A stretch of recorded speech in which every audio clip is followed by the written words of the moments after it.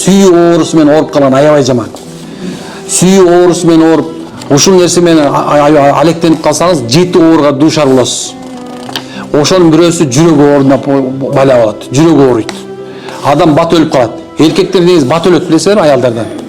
Эмне үчүн эле субханалла эркек киши ушундай бирөөнү жакшы көрүп кала турган болсо болду, өмүр бою маңкоосо жүрө берди. Ушундай нерсе. Мындай кетип калыш өтө оор. Эркектин дагы ошол эле мезгилде аялдыкынан дагы эркектин мындай көңүлүн өлтүрүп коюш жеңил. Ушундай нерсе. Ошол себебинен мекен эркек кишини субханалла сүйүүсү дагы бат, ынан жоголуп кетиш да бат. Аял кишиники болсо субханалла калкала берет. О нерсе эмес. Аял кишини мындай сындырыш өтө оор. Анткени себеп субханалла аял көтөргөн нерсени эркек көтөрө албайт негизинде.